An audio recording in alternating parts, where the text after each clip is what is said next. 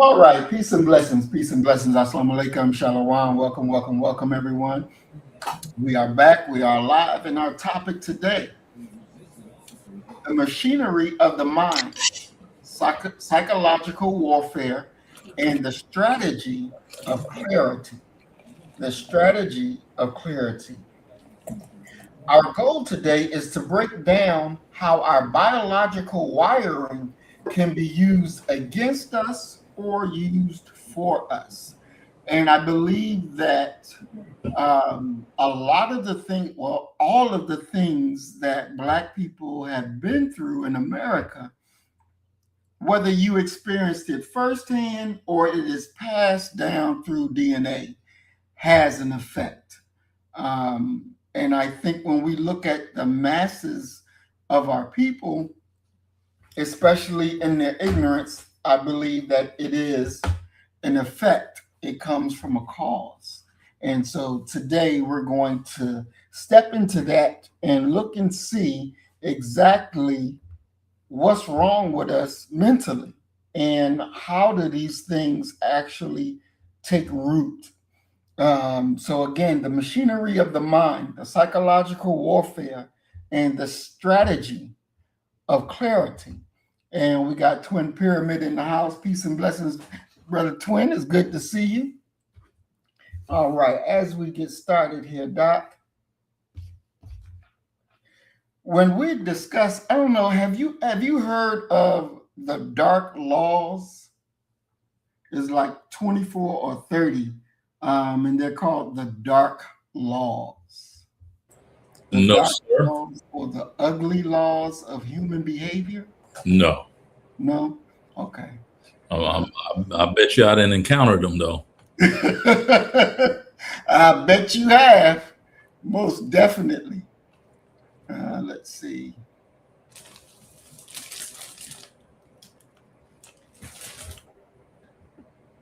So, the first part, let me see, I'm going to share screen so we can look at these laws real quick.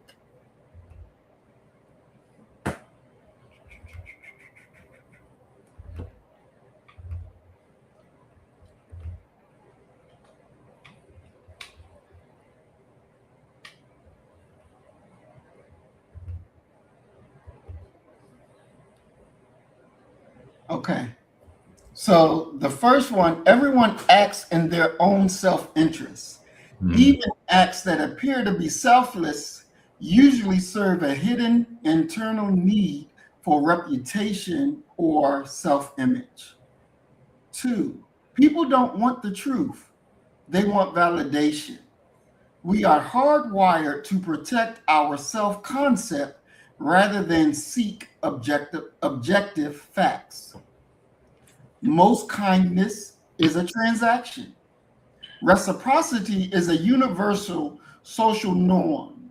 Most gifts carry an unspoken expectation of return. Guilt is often a performance, not a feeling. Performed guilt is a social currency used to preempt punishment or manipulate others. People respect power more than virtue. Niceness is often read as low status. Real respect comes from conviction, selectivity, and composure.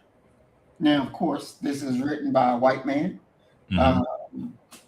But when I first read it, I was like, yeah, that's true. I see white people in there all single day, every single way. and we get caught up into it. Um, Hmm. and I think that one of the big ways we get caught up is number three, where it talks about most kindness is a transaction. People being nice to you to get something from you.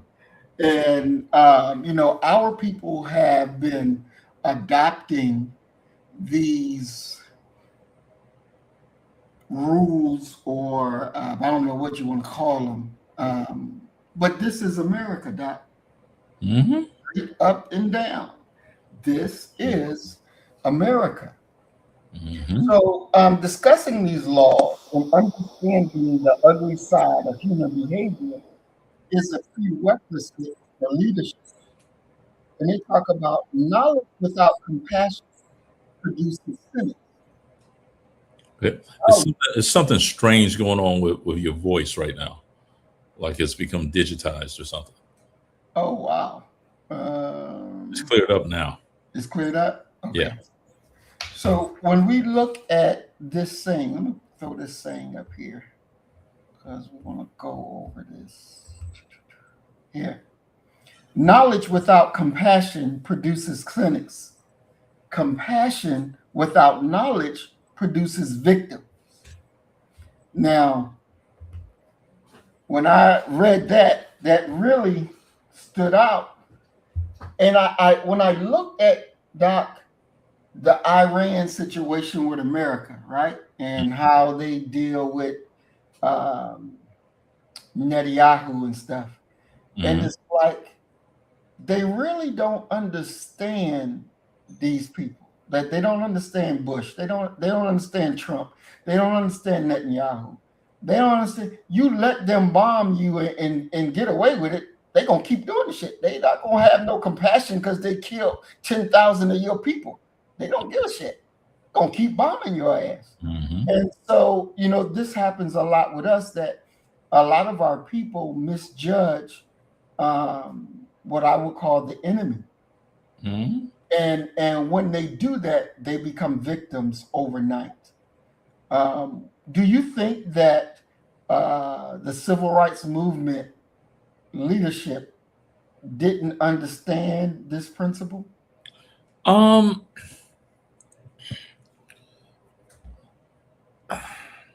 it's hard for me to say that they didn't understand the principle Mm-hmm. because you're dealing with people who are by and large Southern based, and they they were raised up, they were reared.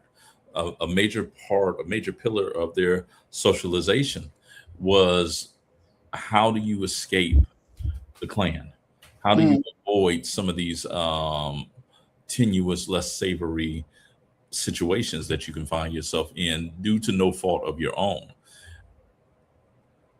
I think that we misread a lot of the civil rights leadership, especially those when we're that we look at in traditional, the names that Rustin, King, Abernathy, these individuals who are by and large coming out of a Christian ethos. Mm-hmm.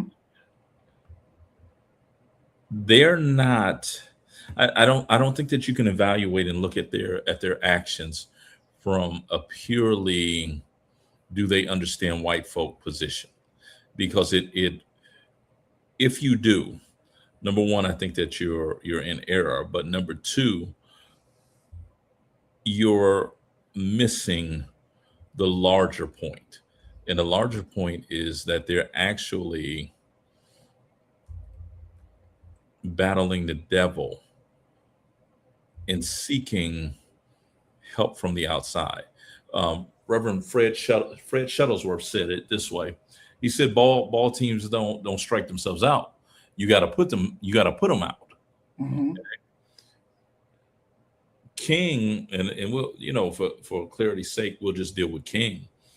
King is in many ways doing what Barack Hussein Obama did. Mm-hmm. He's running a very brilliant public relations campaign where he's putting in front of white folk a moral dilemma and asking them, which way are you going to represent yourself in front of your children? How are Mm-hmm. you going to, and And in many ways, he's understanding, like Shuttlesworth said, the South is never going to do what was correct, not on its own. You're going to Mhm. need some pressure from the outside. Black folk, in and of themselves, with all the marching, all the singing, all the praying that they've done, they're not strong enough to be able to do it on their own. So it reminds me of the white leaders, the white leadership of Montgomery, Alabama, having to back off of their treatment of black civil rights leaders to be less brutal because that footage was making it to Germany, and they were in negotiation to have the Germans build a factory, a major factory in their city that was going to enrich them. So I think they understand who I know they understand who they're dealing with, but their tactic can't be evaluated based upon solely dealing with white folk. It has to be looked at from a larger global perspective where they're trying to speak to people who are not as racist or bigoted as these Southerners are. And I yield, brother. So that I want to make sure I'm understanding you right. Okay. You're saying that for what they suffered, and it's a part of their strategy to go out there and take an ass whooping, Hmm. so white folks in other countries can come and see Not how good you any take an ass whooping. any place that is non-Southern, any place outside of the South, that's in many ways who they are largely speaking to with their activism. And I think that's where these things come definitely into effect because Hmm. those demons don't have compassion for what they did to our people. Yeah, but the but They the made them victims. They didn't. yeah, but the trying to be fair to the civil rights leadership, I think that the goal is actually to get other white folk to throw their weight into this. And in many ways, that's a admission or recognition, so to speak, that we know that the Southern white man is incapable of doing what's right, that he is what the Honorable Elijah Muhammad would refer to as a devil, as a demon, that there's no use in trying to do anything with him because he doesn't have an ounce of good in him. And understanding that um, there's no way that I can see Hmm. any of the beatings justifying um, what they got in return. I just I don't see it that it was something that was worthy that you should go and get beat up, dragged off the bus because you want to sit next to white folks Yeah, when you could but have got your or open your own damn store, sit next to yourself. well, the irony of it is that at that time, the time that we're talking about, they already had their own store Hmm. because you're dealing with a segregated society. So Right. they already have that going on. Hmm. But the larger argument, and this is probably the best argument that one will get from in defense of what we see King and all of those guys do. The argument is that it's about generating first class citizenship for black folk, Hmm. that you can truly be equal on the law books of America after dealing with these things that you're going to have to deal with in America. Um, and there's something, I guess I could use the word mighty. There's something mighty to be said about that, something powerful to be said about that, because quite simply, you're not equal. And you have to remember that Black folk don't become equal in this nation until the Voting Rights Act of 1965 that LBJ is going to sign. Before then, you were truly a second class citizen. There was nothing, there was no questions about it. There was nothing there. You were a second class citizen, and you were expected to conduct yourself and behave as a second class citizen, going along with the existing Jim Crow system. And so I think that there's like two ways or three ways that they could have went. Okay. One was to go that route of fighting for integration. Hmm. Another way is to, go your own way and to hell with it. And the third way is to fight back, literally. Fist for fist, tooth for tooth, eye for eye, life for life. Hmm. Beat them into a situation where they got to say, okay, we're going to do what's right. But see, there is, regardless of what you're dealing with when you're dealing with this ilk of people, and I'll just term them that way, this ilk of people, you're going to need some leverage that's going to cause them to have to bend, to break even. And if you go back and you look at the Montgomery bus boycott, the thing that broke the backs of the white businessmen, the city leaders, was actually that Christmas was coming up. You have to remember that Rosa Parks is going to be arrested in December. Okay, what was it, 55? 55. She's arrested in December of 55, and Emmett Till having been killed earlier that year. But the thing that caused them to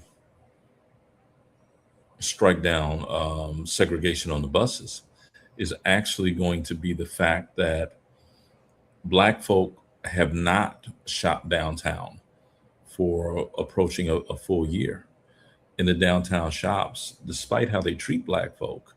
And this is almost deja vu when you think about, like a place like Houston, Texas, with the Galleria and what have you. Black folk are spending the lion's share of their income in these places, getting these white European designer labels and bags and things like that. The business class of Montgomery didn't know that they could make it through another Christmas without the Negro dollar. And so they wound up buckling as a result of that. That's coercion, that's doing it your way. The idea of just solely circulating your money within your community is a great novel idea, but it's one that has to be scrutinized in a lot of ways because we don't have necessarily the infrastructure to be able to do that. There's only so many Rosewoods. There's only so many Greenwoods outside of Tulsa for us to be able to do it that way. And doing it that way, if you try to do it that way, would in many ways, how can I put this? Would in many ways open you up even more so to hostile white takeover and violence. I'm going to share, we're going to check out this video Mhm. and let's see. Um,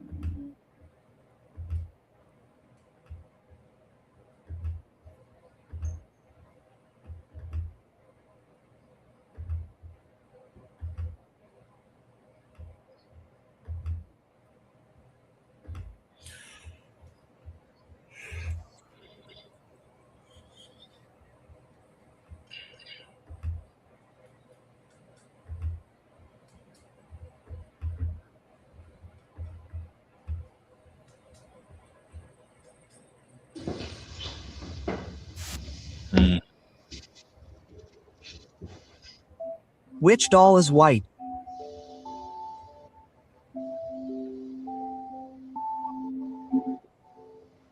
Which doll is black? Which one is pretty? This one. Which one is pretty? Which one is ugly? And which one is good? Which one is bad?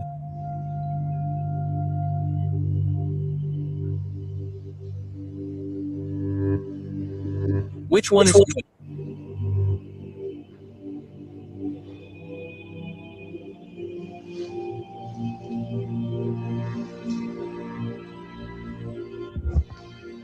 Why is she good?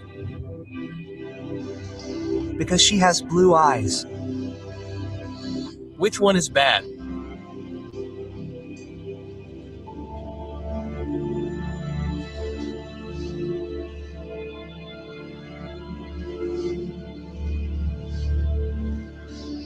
Why is she bad? Because everything is black. And which doll looks more like you?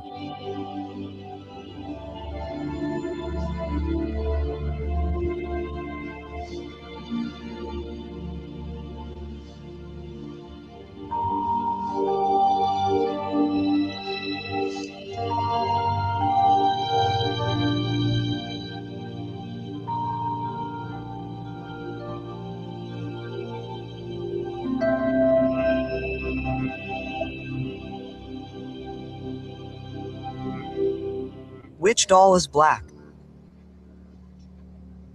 She offended me. Who? You. Why? Because you called me black. Why are you offended? You. Offend me because other girls have insulted me in a mean way. No, I didn't use any meanness. That one is looking at me askance. Now, those children were not Black American children. They were Black Italian children. Mm-hmm. So this thing of black being bad and white being good has been translated universally now. Certainly. And when we look at this, we have to understand it from the position that they don't want, regardless of where our people are on this planet, they want to maintain that white on the top and black on the bottom. They want to maintain that structure. They want to maintain that the children see no goodness in their blackness. Mm-hmm. They see no goodness. To look at those children, Doc, and see the sadness in their faces is definitely hurtful. Yeah. And it comes from capitulation to our enemy. And that's something that it just has to change. There's no way that we're going to produce a good, strong people when we are bowing down to our enemy, and it's going all the way down into our children. Mm-hmm. Yeah. I mean, you're looking at the classic Kenneth and Mamie Clark black doll, white doll, test that actually is the thing that it was that research, it was that display that leads the U.S. Supreme Court justices to give the Brown decision, the 1954 Brown decision, because what they say, and this is one of the things that for me, looking at that really struck me. What the Supreme Court justices said in their opinion, in the Brown opinion, was this: that racial segregation has to go away in the schools because it is causing irreparable harm to the minds of Black children. Now, you think about that, and you're talking about, in many ways, an educational system that, and I always have conflict with my people when I say this, but they're talking about an educational system that was probably the greatest black-headed educational system that we ever had. In 1950, the gender ratio of black male to black female teachers was 50-50. Black men were in the classroom at the same rate as their female counterparts. There was a kind of a understanding. I was just thinking about this a couple of days ago. There was kind of an understanding, a given, that black children attending a racially segregated school were learning lessons about George Washington Carver. Mm-hmm. That just by default, they were learning some black history, some black inventors, and things like that. Yet at the exact same time that we point to that and we talk about that right now, let's also be very, very, very clear that those black segregated schools were still under the supervision, the leadership of white folk. These were not independent black schools. These Mm-hmm. were schools that by and large were given the worst materials and what have you, but they were still expected to teach the lessons that white folk wanted them to teach, if that makes sense. Mm-hmm. So now you're dealing with a situation where these children that you just showed are by and large in a segregated school system. Let's be in a desegregated school system, um, being educated by people who by and large should know better and know more about these types of what I would refer to as substantive issues. Yet, at the exact same time that we're able to say that, it's clear what the result is. And the result is what the result has kind of always been. And that is that you have black children, black people in general, who are being maligned and denigrated and disrespected um, in these schools and in these school curriculums. The scariest part of it all, because I liken it as an educator, I refer to this as an intellectual diet. What is your intellectual diet? What are you meaning? Just like what are you putting in your body for physical nourishment? What are you putting in your mind for nourishment, for direction, and what have you? We've allowed white folk to dictate to us what are classics. We've allowed for them to dictate what is knowledge. That if you leave out of here and you know these 100 facts and none of them are about black folk, you're an educated person.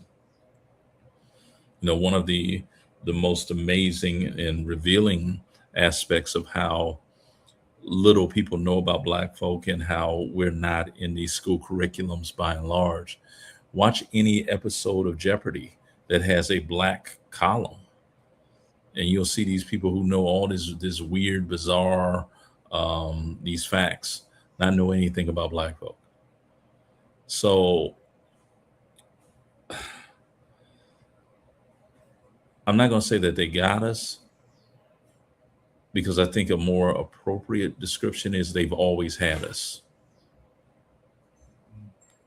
And as a man thinketh, so is he. So if your child is being taught by people who hate you, what do you think that child's going to come out of that educational experience, doing or feeling? They're going to come out thinking like the person who taught them.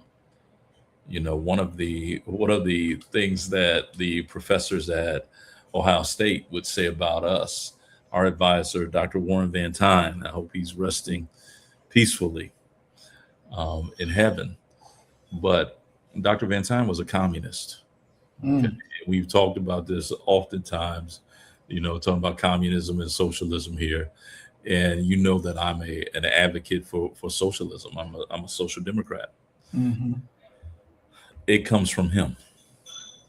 Mm. And the other professors would say, he was a white guy, and white professors would say, well, Van Tynen lost the communist revolution in America, but he's trying to bring the nation down by creating hundreds of black PhDs who are communists or socialists to keep his struggle going. We think like him because he was our teacher. Right. We value what he valued because he was our teacher. The idea of having a teacher also being a mentor, telling you, listen, why don't you read this? Why don't you take a look at this? Is an influence that can really be measured. I just had a back and forth with one of my best students, and he's kicking these ideas about black economics and things like this. And I say to him, I said, have you ever heard of Claude Anderson? He was like, no, who's that? I pulled up some Claude Anderson stuff for him. And he quite simply said, oh man, how come I never heard of this guy? I'm like, your ideas are just like his. Right. It's nothing new. But until somebody cares enough, who knows, to turn you on to somebody, you're going to think, you're not going to be able to really capitalize upon what it is they taught. So whoever is in the scary, and I'll end with it. The scariest thing that we have right now within the American educational system is that these end of the road tests where teachers are being forced to teach to the test. And failure to teach to the test means quite simply your students are going to have low scores, which means you're not going to be brought back because you're going to be looked at as a subpar teacher. You could be a wonderful teacher. You just didn't teach what was going to be on that test.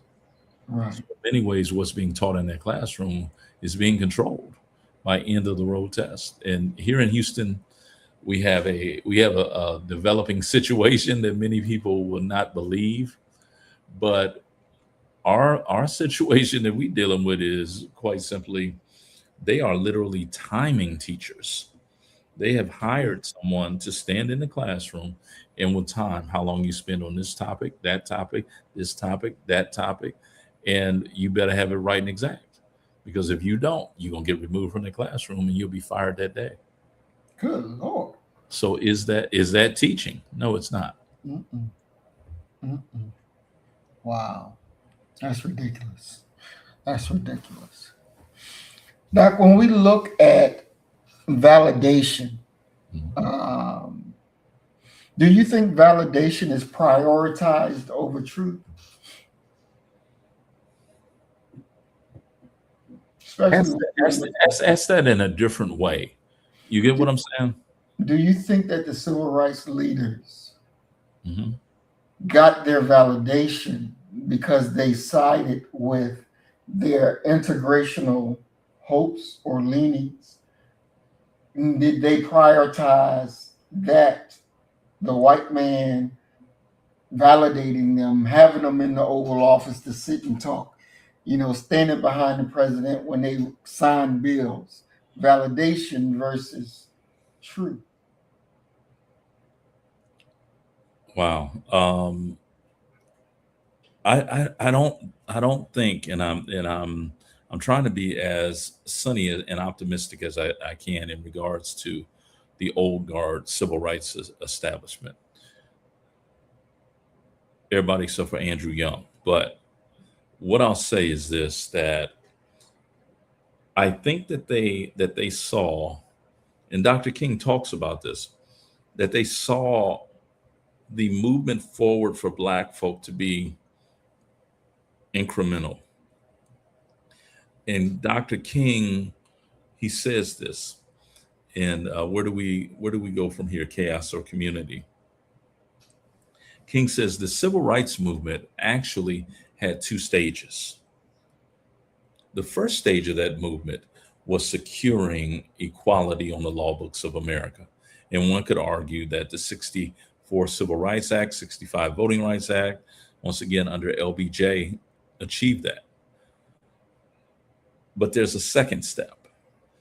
And King says that second step is the exercise of that equality, the activation of that equality.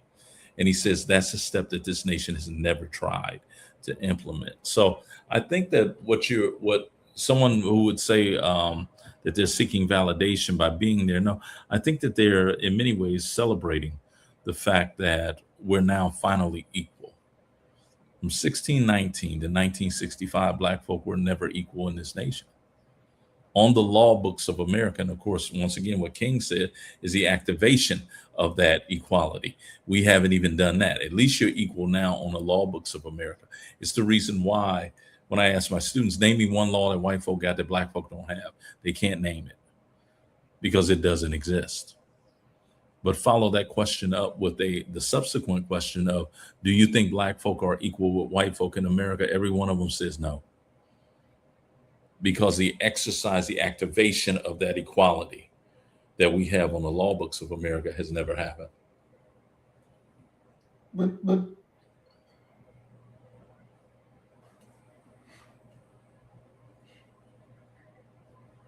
in 1865, when we got the right to vote, there was no other law because When Black men got the right to vote. yeah, when Black men got the right to vote, Okay. up in the North, Mhm. Blacks were voting. Mhm. So they had the law. They didn't need another law. They were voting. Down in the South, they were denied that right to vote Mhm. by passing different laws Mhm. or putting roadblocks. Yeah, You got to have a test. You got to pass this test. Yeah, the black codes. Yeah, and then their long, arduous task of violence, the thing that they love, Mhm. violence, Mhm. to stop Black people from voting. Mhm. So the thing to me is not so much you didn't have the right, because you had the right.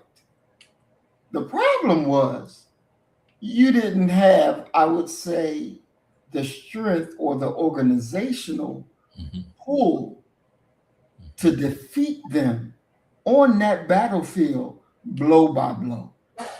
Yeah, but see, Blow I by mean, blow. yeah, but the issue that you're going to keep coming up with and coming against it is this one, and it's the difference. It's what Baird Rustin was telling King. The difference between what you saw with nonviolent civil disobedience in India with Mahatma Gandhi, Mm-hmm. okay, the Indians battling the British, is that British soldiers would say this. They wrote this in their memoirs and their diaries that they, after a day of whooping the Indians, Mm-hmm. they were so exhausted they thought they may die Mm-hmm. because it was so many of them. The Indians numerically outnumbered by multifold the British that were there Mm-hmm. oppressing. For Black folk, it's the exact opposite. And I would argue that, and I guarantee if you were to ask some Brits, some Brits this, they would agree with this, that the bottom barrel of Brits who are bigoted and racist and things like that can't even begin to touch the worst of them, can't even begin to touch white folk when it comes to racism and discrimination and prejudice and all the things that they've done to our people. I mean, they've gotten to the point where they say we wouldn't even know the human species. Mm-hmm. So when you're looking at the difference in theaters, okay, the American theater is so much different because we are so numerically small.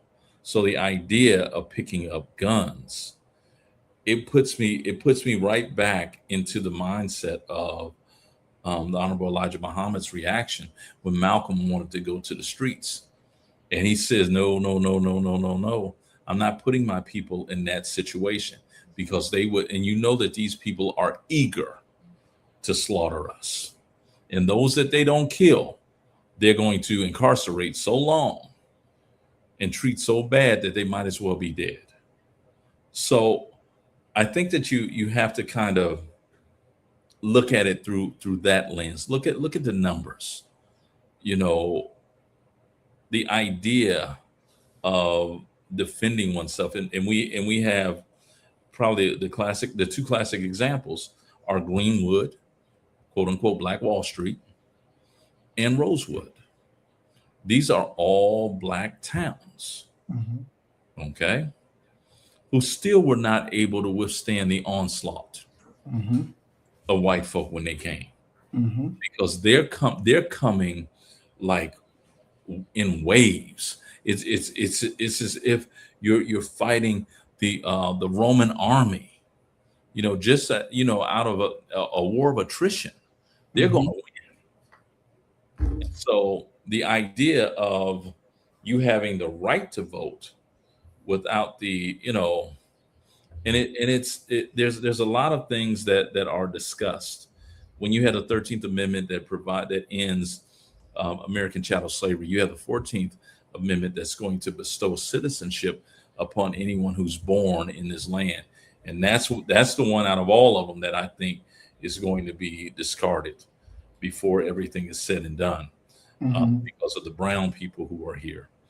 And then you have that 15th Amendment, and we have to remember that the 15th Amendment only applies to men.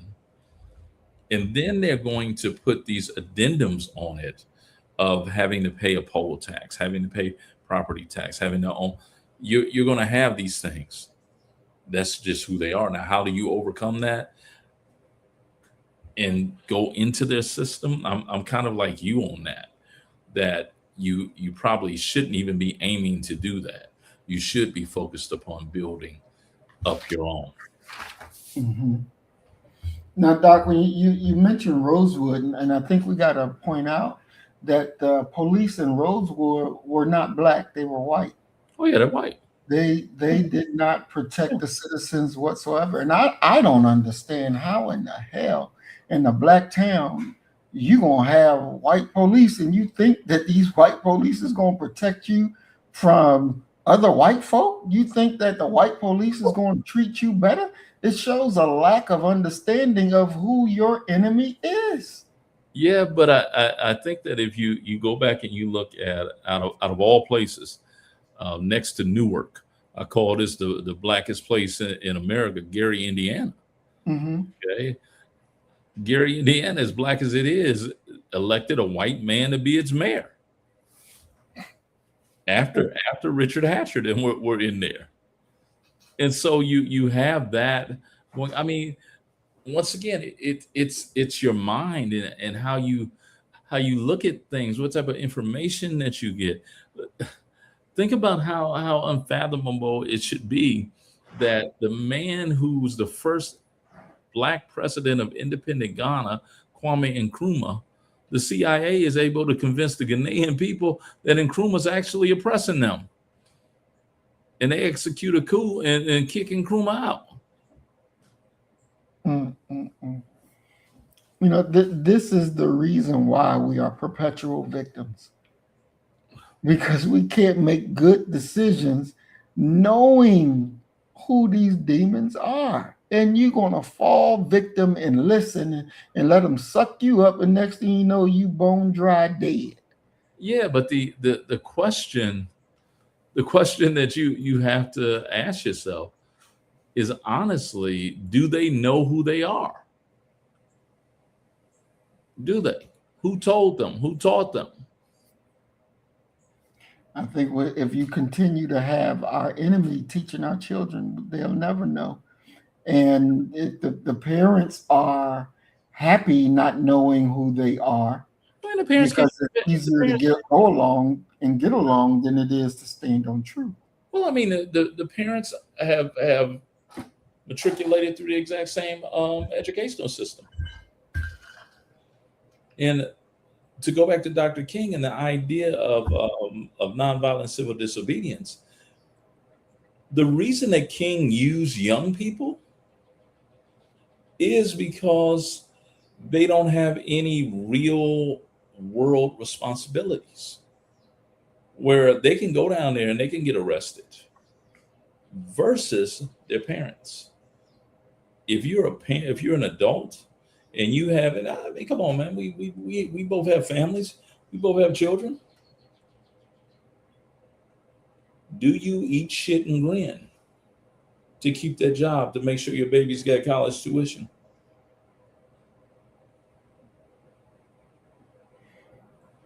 I think that I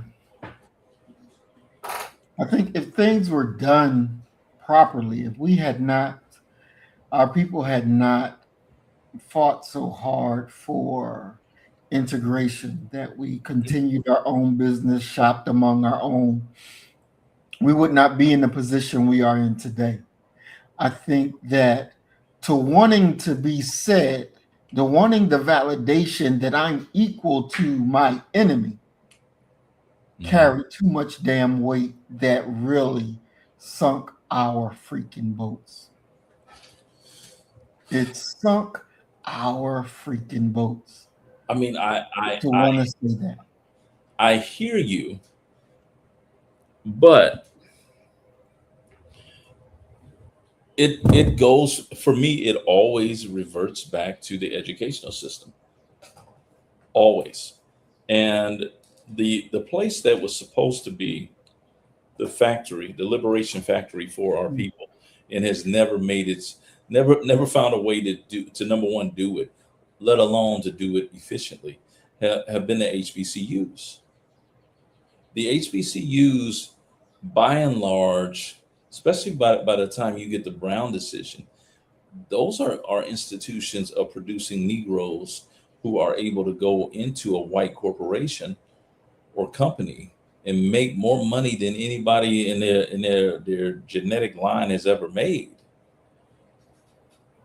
Yet you're losing black businesses. You know, I talk about this. I've talked about this on this show several times. There's a great moment in the movie Lackawanna Blues where Hill Harper's character is going to get something. He's now an adult and he's going to get something for Nanny, and it's like a wintry day or what have you.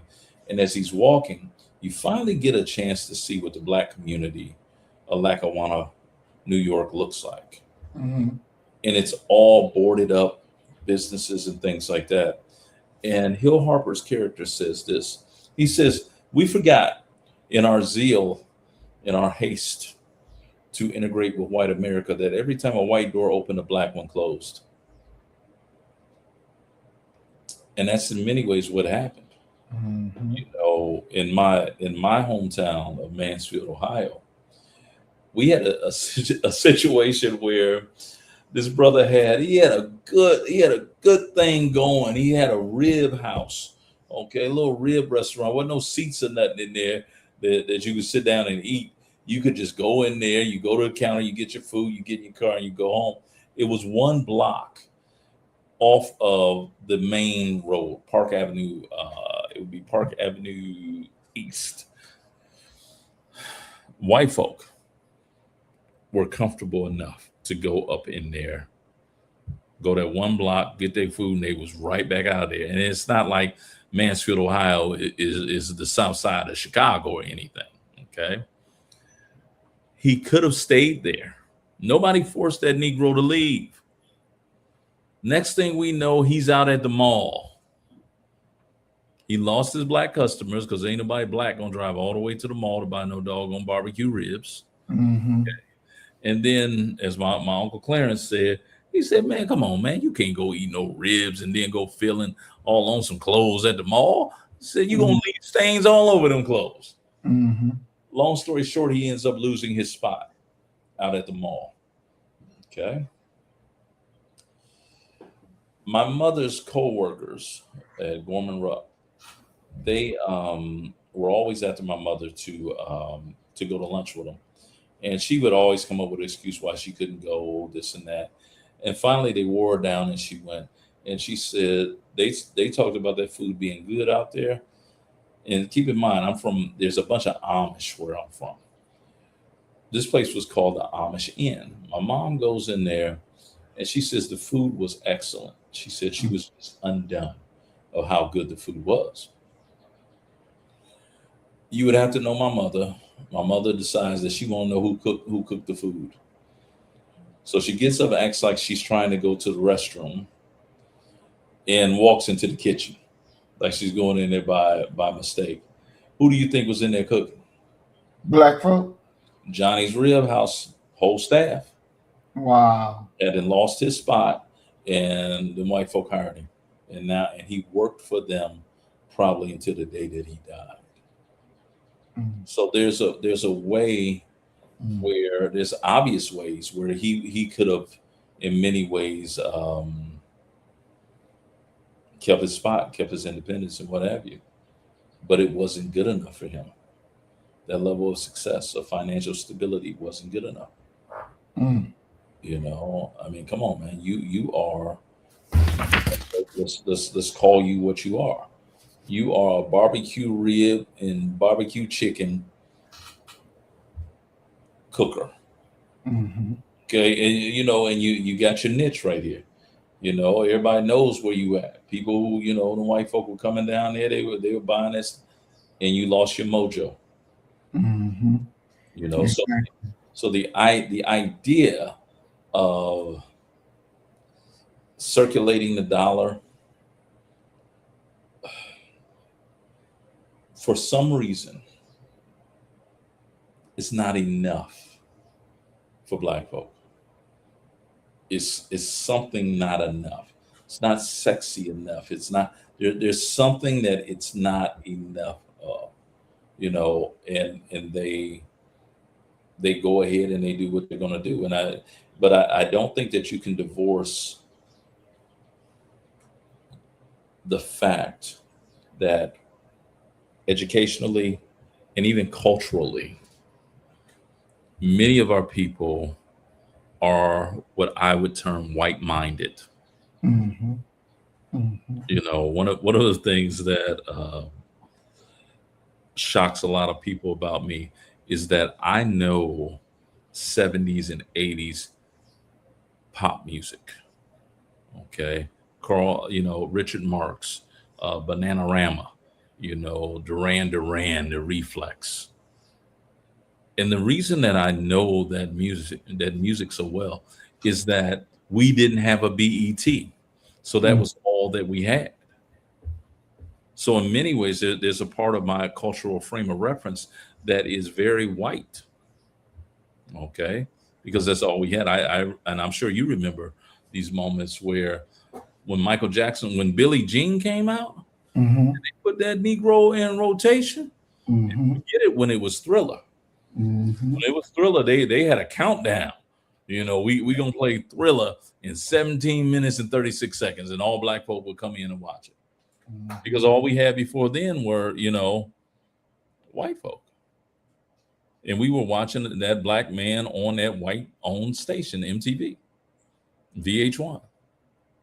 So the idea of a black nation is only accomplishable and achievable if we're able to do what the Nation of Islam has done. And that is, in many ways, disseminate your own literature to your own people.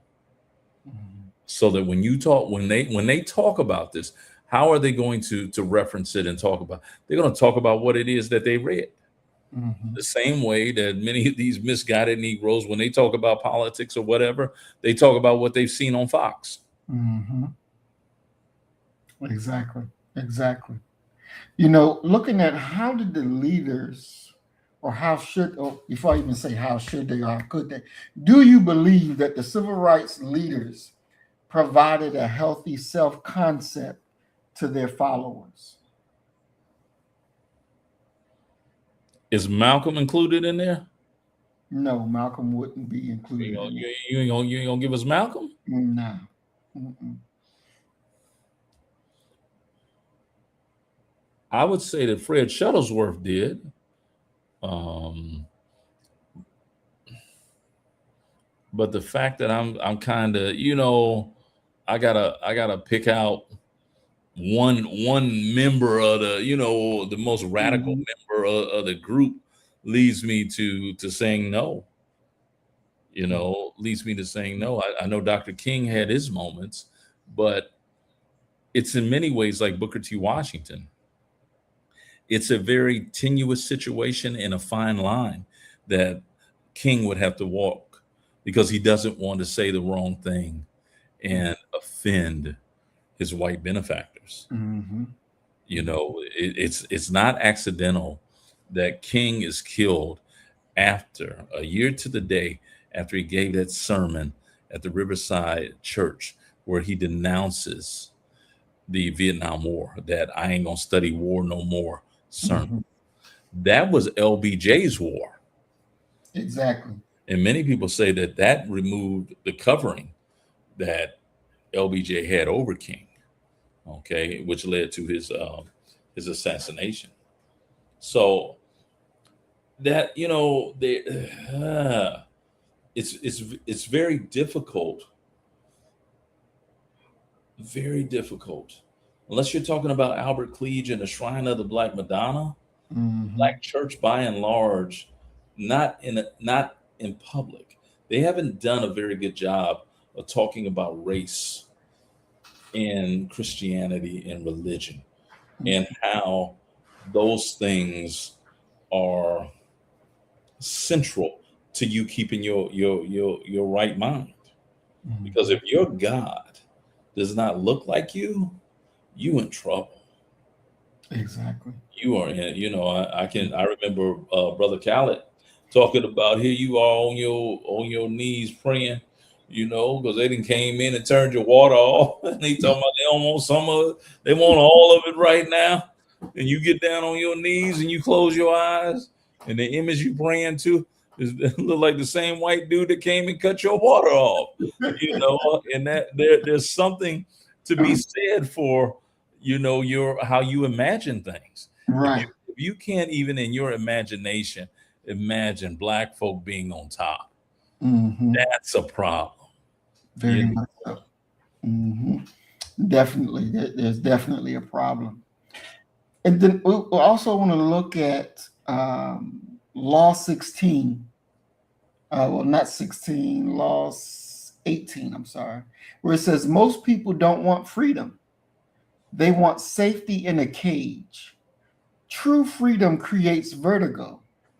People prefer familiar structures that tell them who to be, that tell them who to be. And so we're looking at, before I go into any further, do you agree with that? Do you disagree yes, with that? yes, wholeheartedly. Hmm. And And I can tell you for sure that I have that in me as well.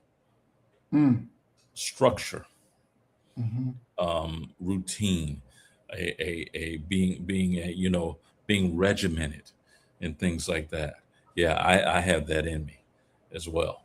And I in many ways I've I've been at the same job since '03. mm, You get what I'm saying? I've been at the same mm, job, 22 years at the same spot. Now I've had other places that recruit me, ask me to come work there, mhm, and sometimes I did go, but it was always on a part-time or adjunct basis. I mhm, kept my main thing going. And many people said, "Man, you should be doing this, you could be doing blah blah blah blah blah blah blah." I can't go too far from my main thing mhm, because there's it's kind of what I saw my parents do, mhm, and it's what I do. mhm, At least I know, I got this. The only thing that I'm, I kind of get adventurous on is when I'm at the casino, brother. And that's when, you know, we're gonna let it ride, let it ride, let it ride. You know, you know. So let's look at these bad cages that people get in, bad cages or failed systems, because they fear the pain of loss more than they value the potential gain. Oh, certainly. Look at and this is one thing that I really didn't understand, like with the sharecroppers, Hmm. that they chose to stay on the land Hmm. and make a deal with somebody who has no honor, who word don't mean a goddamn thing. But But they chose to stay there versus going and facing the unknown of what can I find better up north. yeah, but that's in many ways, like I said, that's how I'm built. Hmm. That's how some people are built. That you principally, because I often lecture about that turn of the century moment, the couple years after Booker T. Washington's Atlanta Compromise, the Plessy case has come down, so racial segregation has been codified. You have principally two personality types. Hmm. Okay, and my students often get mad when I explain it like this. I'm like, how many of you are multi-generational Southern? Hmm. Always 98% of the hands go up in the auditorium. And I say, okay, listen, I'm not talking about your scared ass ancestors. Mm. Okay, I'm talking about my ancestors. Okay, my grandfathers, they left. Okay, now you got those who are going to stay. Okay, in fear, and then you have men like my grandfathers who left. And the question that I imagine people asked them was, so where you going? Mm. I don't know. How Mm. you gonna get there? I don't know. And it boils down to the understanding. And James Baldwin said this about his going to Europe penniless. Okay, because he was sure that nothing could happen to him in Europe that didn't already happen in America. Okay, kind of a stepping out on faith. Right. But these people are operating from a perspective of any place has got to be better than here. Hmm. Hmm. Now, those who stayed would say that ain't true because there are some situations that you could find yourself in that, especially during that time, even during this time, that would make you question if there is a God. When I was at the NCBS, the National Council of Black Studies, got to spend some time with a dear friend of mine, Daryl Scott, and his family. And I made the comment to him that it bothered me to see so many brothers in the Maryland, D.C. area almost laughing at Black women who had made all of this money working for the government. And he said, yeah, he said, but see, you weren't here. So you don't really understand what that's about. And he explained it to me. He said, listen, these sisters were all they had to do was create a nonprofit, and they were by law gonna give them some connections so that they can make all of this money. And he said, and they got in many ways haughty and beside themselves. So when they fell, the brothers was like, uh-huh, look at your black ass now. Hmm. Okay. So many of these people who have worked for government, some government entity, look, they up against it, and that's the worst, that these people who stayed were thinking. And one of the things, and I'll stop with this, one of the things that amazed me, because my mother's side, they're from Arkansas and Memphis. So I spent a lot of time in and around Memphis growing up. I've met Black people who trace their lineage a significant part of the way they can trace it is by what plantation their people worked on. Mm, And many of these people are still working on some of those plantations. mm, mm, mm. Wow, that is ridiculous. But when we look at mass conformity, um, regardless of where white folks came from, Russia, Italy, whatever, Germany. And what I learned, Doc, let's take a little side detour real quick, Well, that Hitler and his boys learned all they shit from watching America do it to us. mhm. They stopped at the one drop rule Mhm. because they like, if we take up that they doing the one drop rule, then it's going to eventually get us all. So we ain't gonna mess around with no one drop rule. We're gonna leave that shit. But everything else them Americans doing to those niggas over there, we gonna do to these Jews over here. Mhm. We're gonna do the exact same thing. I didn't know that. I thought Hitler came up with that shit themselves. I No. didn't know that they studied America and said we're gonna do what them motherfuckers doing over there. I didn't know that. I mean, you have to think that when you're talking about Germany, I'm one of the this will sort of give you an idea of how little guidance I received as a high school student. Of all the languages that I could have studied in high school, somehow I convinced my ignorant self that the language of the future was German. Hmm. Okay, I didn't want to study Spanish. I didn't want to study Latin. I'm studying German. Me and Ples Everson, we're the only two black folk in the German class. Everybody else in there, their forefathers was from Germany. Okay?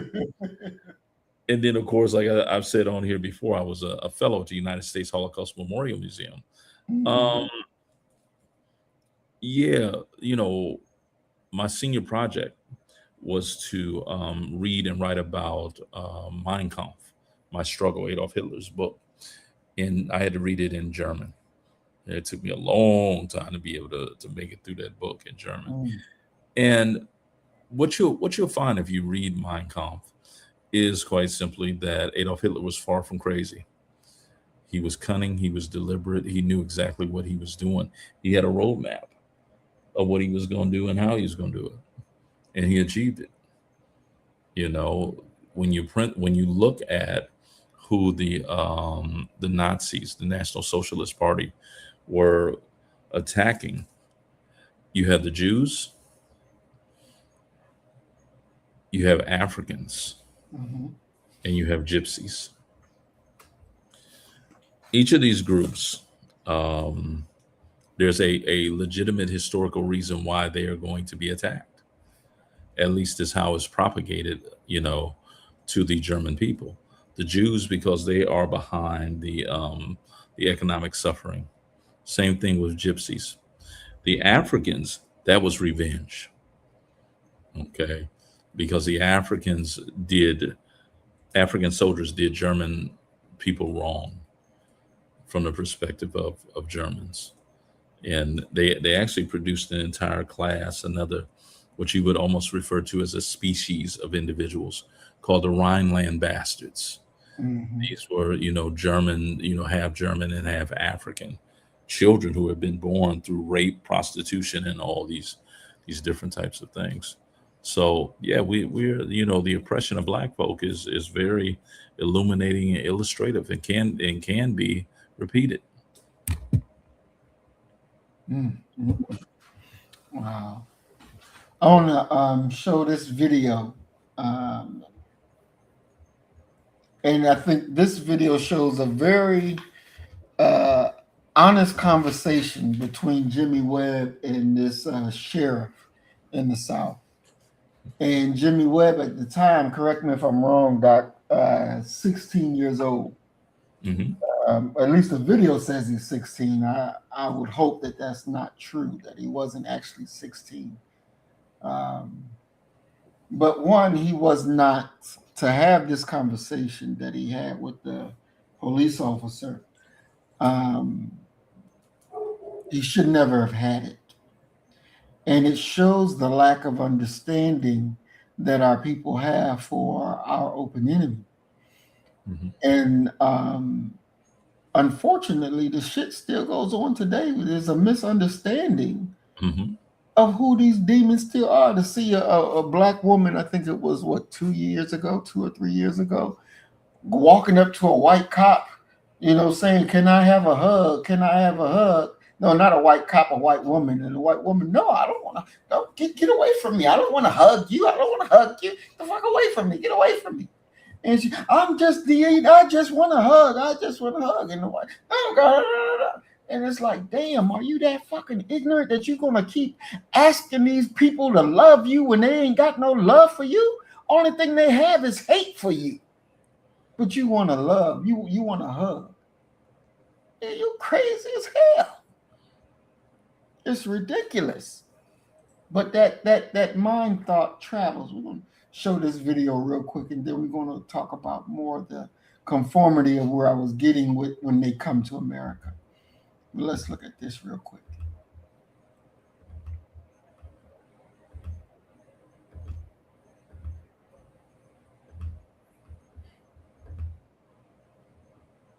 Follow you, and I'm not going to follow you and give you personal protection. I'm telling you, for your own benefit, you had better turn around and get out of this area. You're not going to the courthouse in a group on the condition that you come here, and I'll assure you that. All we would like to do, sir, is to go to the Courthouse is closed. There's no business there. We don't want to go in the courthouse. All we want to do is go to the lawn of the courthouse, kneel in prayer, and we'll gladly return. You take your prayers back to your church. That's a proper place to pray. Sir, I'm sure that God will hear your prayer just as well down there as it will up here. But you're not going on this courthouse alone. Sir, whenever there are men who are in sinful conditions, prayer should be uttered wherever they are. Well, why don't you pray where you are? Go back down there and pray. You think you're lily white? You think you're not sinful? No. Well, then go back to your church and pray. Well, sir, can we pray together, you and I? You do your praying. I do mine, big boy. You don't pray for me. I don't want you to pray for Well, me. will you pray for us? Because I don't think your prayers get above your head. Well, will you pray for us? No, I'm not going to pray for you. I'll tend to my business. You tend to yours. Now, you Sir. better move these people out of here. Sir. We're trying to protect you. You have Sir. to know how to love before you Sir, if I don't have to love anybody I don't Quiet. want to love. Sir, You do your own loving. You love your little niggas. I love who I please. do you believe in equal justice for all? I believe in justice. Do you believe in equal justice I don't believe in for all? equal nothing. There's no two people in this world alike, and they are not equal on any terms or conditions. There's no two peas in the world alike. No two pieces of money nor nothing else. And so are you saying that if I have a quarter and I'm black and you have a quarter and you white, then my quarter isn't as worth as much as your That's quarter? your quarter. I'll Is my decide. quarter is worth? I'll decide what my quarter is worth. You use yours, and I'll use mine. You a catfish sandwich and yours. Now, to me, Doc, that was the most realest conversation ever. The white guy told him exactly what was on his mind. He didn't sugarcoat a damn thing. This is he said, you pray to who you pray. I don't believe your prayers go above your head. No, I don't want to pray for you. I don't want you to pray for me. I ain't got to love nobody who I don't want to love, and it's like, we're stuck in that mindset. We are stuck. Mhm.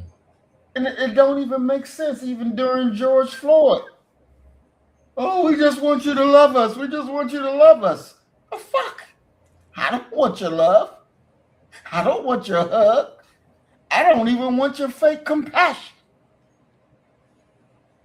But we get on that wheel, that little Ferris, with a little, what do you call them? Hamster wheel. Yeah, the hamster wheel, and we be on that motherfucker rolling, thinking we get somewhere we ain't got no goddamn where. And it's like, what more do you need to see to understand? As I said, you don't even believe your prayers go above your head.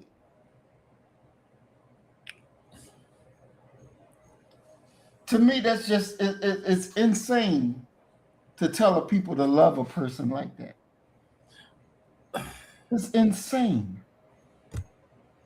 That's your brother. It's insane. Mm-hmm.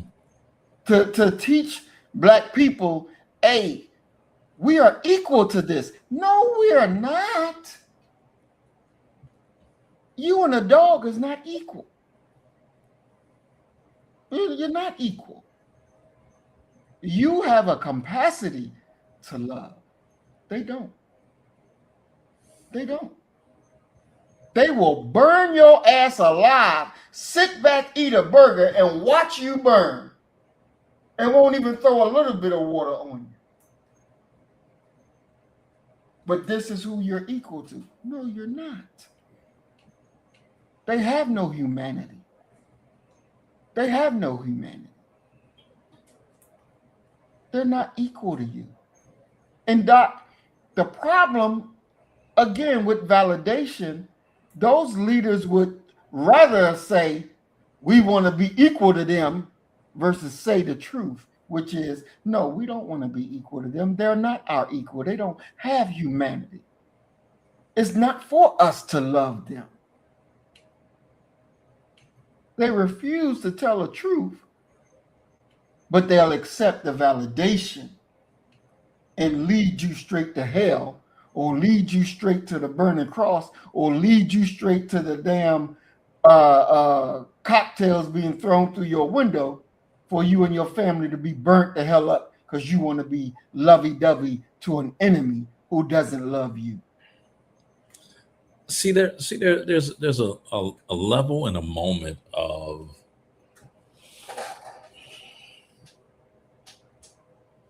this love fest that at a certain point it's cowardice. And you lose your own self-respect and dignity, let alone how they view you. You're a chump.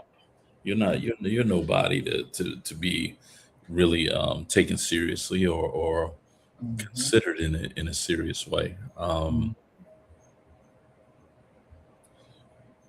You can't, and once again, Fred Shuttlesworth, ball teams don't strike themselves out. You got to put them out. There's nothing that you can say to these people that would get them to consider treating you even with an ounce of dignity. Probably, and this will be a bit ironic, the individual who taught us most about this very moment right now, and I think that his actions should be in many ways looked at and studied, if we're being honest, is John Brown. You know, John Brown just he said, "Yo, you're never going to be able to convince these people to let them go free. It's not going to happen. So let me show you how to make them free." And he picks up guns. And that's just, and there has to be an understanding at some point that to continue to go along with oppression without resisting it with all your might stinks in God's nostrils. That's a lesson that needs to be taught. That's what we need to be really talking about if you're talking about the good book. The idea of good versus evil. Understand evil when you see it, and that you can't just convert it.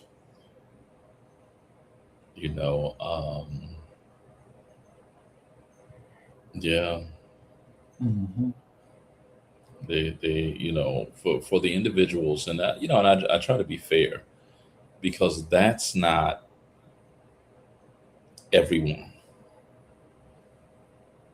Hoping to hug them and hold their hand and this and that.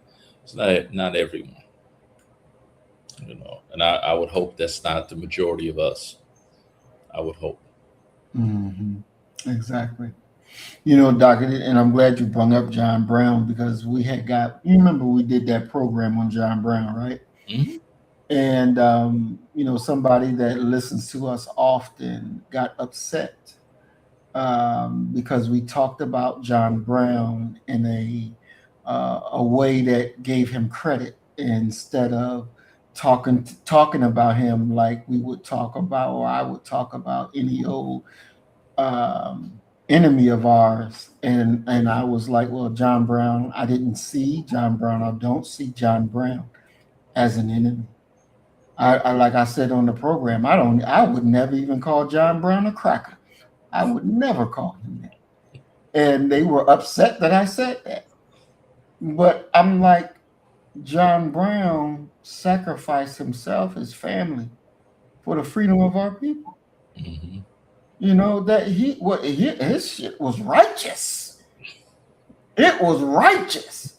I'm not going to call that man a devil for him being righteous. I ain't gonna do I must applaud you. it.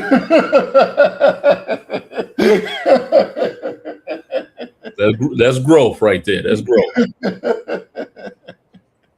Most definitely, and they were really upset because John Brown got honor. Yeah. And it was like that. We both were off our rockers to do that.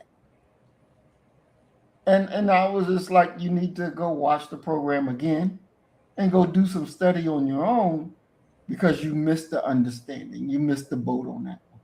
You missed the boat on it, And so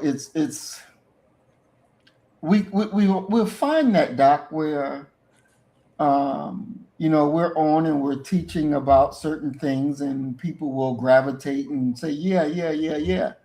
But we say something that they don't agree with. Now we done gone straight to hell, and it's like, well, wait a minute, where are you basing your knowledge from? It's one thing if we're in manifest error, but not only are we talking about it, we bring in the evidence of what we're saying.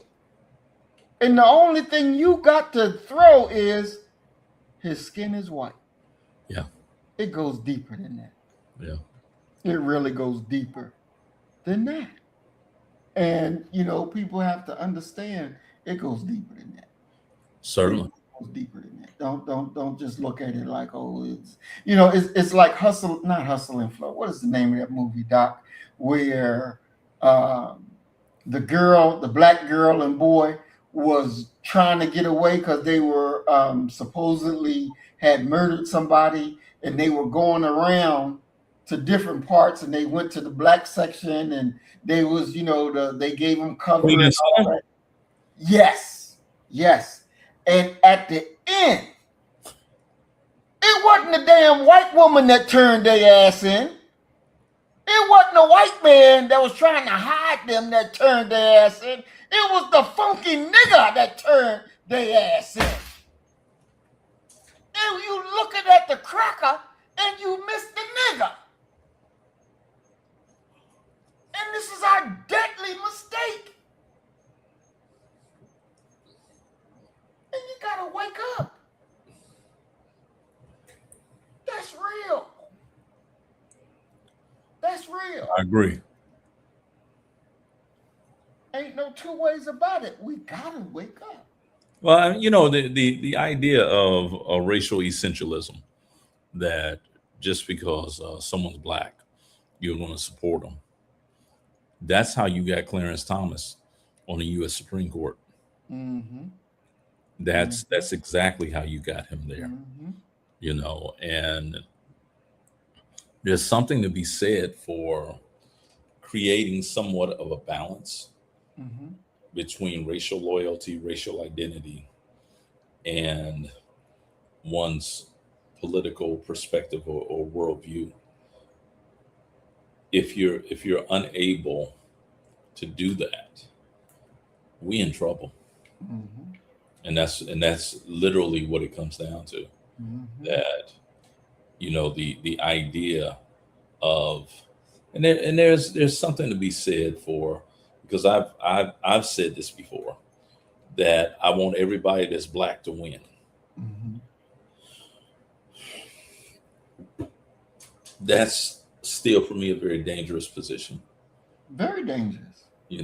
because it's a little too broad stroke. Mm-hmm. Um, Mm-hmm. yeah. Yeah. Is this black woman that's running for Congress in Philly, and I wrote on her thing, I wouldn't vote for her if she was the last black woman on earth. I wouldn't vote for her ass, and I tell black people don't vote for her. And one of the person was like, "I'm surprised to hear that coming from you. Why won't you vote for her?" And I said, because she's pro-Israel. Mhm. First of all, she's okay with the murdering, the genocide on the Palestinians. Mhm. She's okay with that. And if she's okay with that, doing that to them, she's going to be okay when it comes to you. She doesn't have that, well, no, it's not right. They shouldn't do that. She was 1,000% lockstep with the damn fake Jew. I ain't no way in the world. She'll never stand up for what's truth when it comes to you, especially if she got to speak against them. She ain't going to open her goddamn mouth. Yeah, there's something to be said for character, Mm-hmm. especially character amongst your leaders. Mm-hmm. Yeah, I'm reminded of it. It's one of my favorite quotes that Woody Hayes, famed Ohio State football coach, would say. Coach Hayes said, "You win with people." Mm-hmm. And you think about the process of building anything, your chances of success are none if the Mm-hmm. people around you don't have character, don't have great qualities. Mm-hmm. Yeah. Exactly. And so, Doc, I want to get back to the thought that we were dealing with, that we were building on, is the conformity of whites. Now, the Italians, as you said before, were not called white people until they got to America. They were Italians in their own country. They were not called white folks. They were called Italians. They're Italians in their own country now. Exactly. But when they come to America, Mhm. they become white.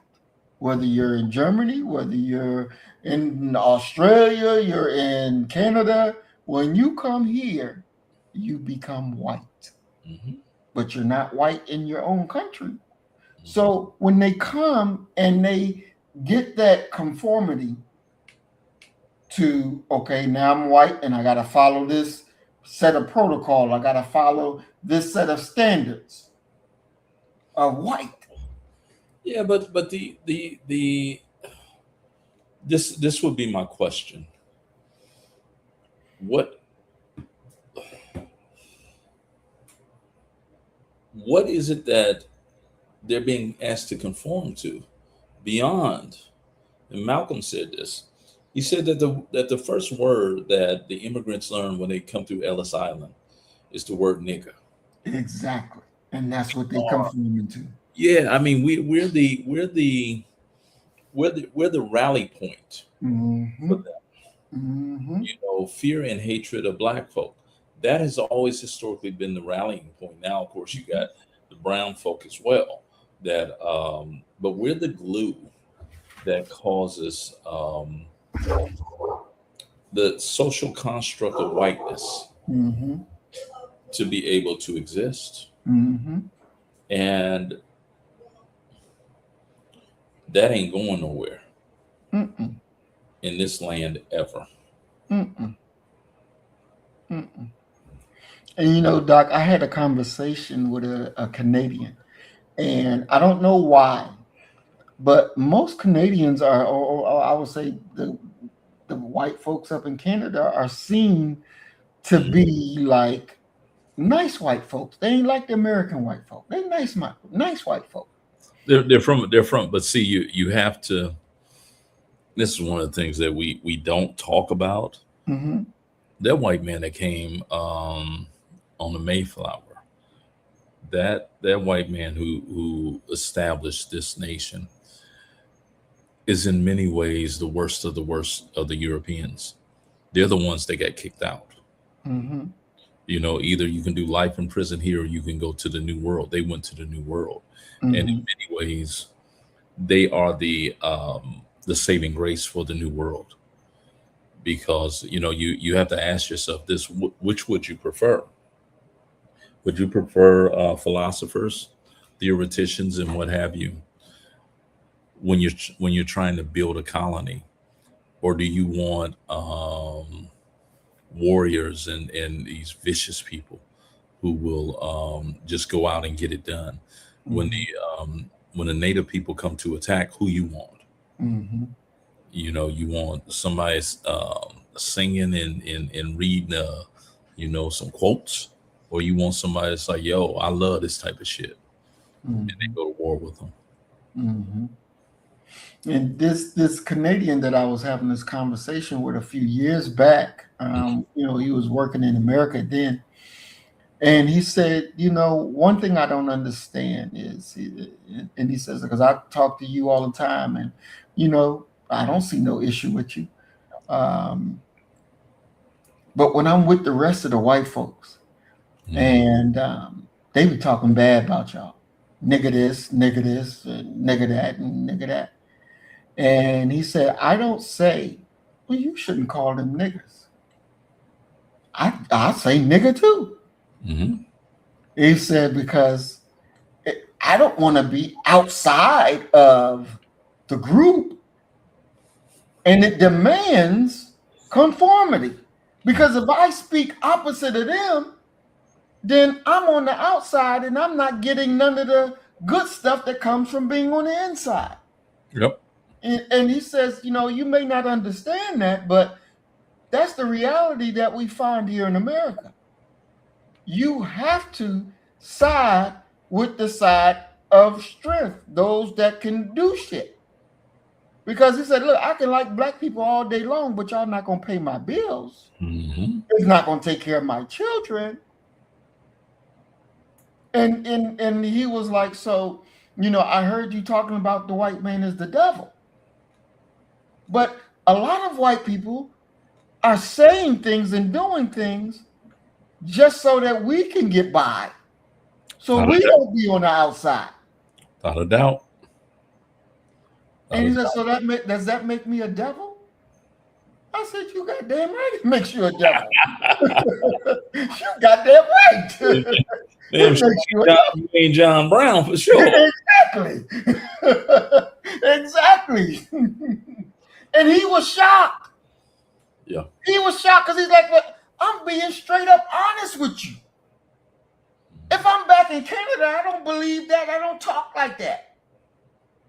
But I'm here and I gotta survive. And you're a devil. That in a nutshell explains the creation of whiteness and Mm-hmm. how it is in many ways perpetuated, Mm-hmm. generation after generation, location after location.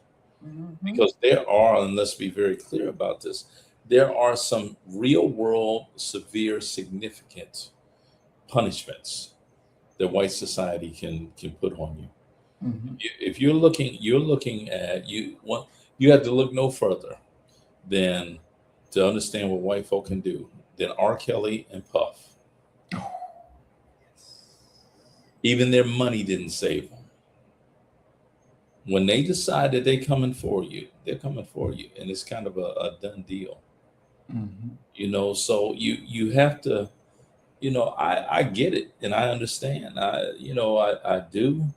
Um, but your position of survival does nothing for our people, because in many ways what you're saying is that if the pressure is truly on me, I'll lynch one of y'all.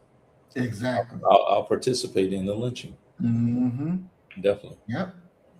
Yep. Definitely.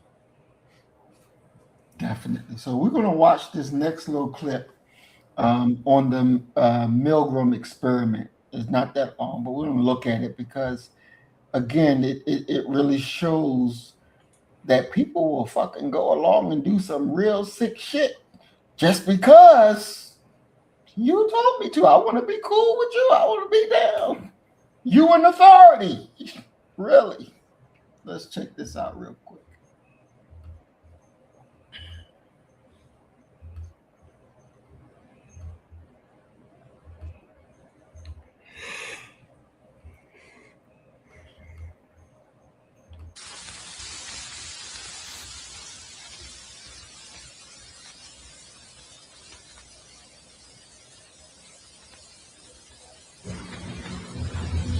It is May 1962. An experiment is being conducted in the Elegant Interaction Laboratory at Yale University. The subjects are 40 males between the ages of 20 and 50 residing in the greater New Haven area. They were obtained by a newspaper advertisement and direct mail solicitation. The subjects range in occupation from corporation presidents to good humor men and plumbers, and in educational level from one who had not finished elementary school to subjects who have doctorate and other professional degrees.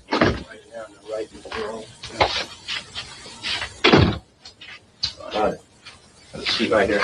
Now, both of you have been paid, so let me sit right down here. So let me say that the checks are yours simply for showing up at the lab. And from this point on, no matter what happens, the money is yours. I should like to tell both of you a little about the memory project. Psychologists have developed several theories to explain how people learn various types of material. Some of the better-known theories are treated in the book over there, The Teaching and Learning Process by Cantor. One theory is that people learn things correctly whenever they get punished for making a mistake. A common application of this theory would be when parents spank a child who does something wrong.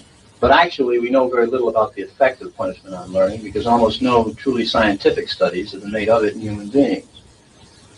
For instance, we don't know how much punishment is best for learning. And we don't know how much difference it makes as to who's giving the punishment, whether an adult learns best from an older or a younger person himself, and many things of this sort.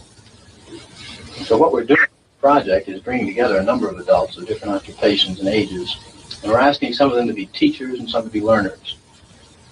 We want to find out just what effect different people have on each other as teachers and learners, and also what effect punishment will have on learning in this situation. Therefore, I'm going to ask one of you to be the teacher here this afternoon, and the other to be the learner.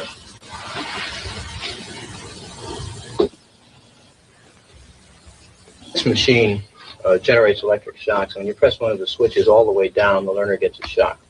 When you release it, the shock stops, you see, like that. The switch will remain in this middle position after you released it to show you which switches you've used on the board. Of course, if you were to press any one of them again, the learner would get another shock. All subjects are given identical instructions and the sample shock.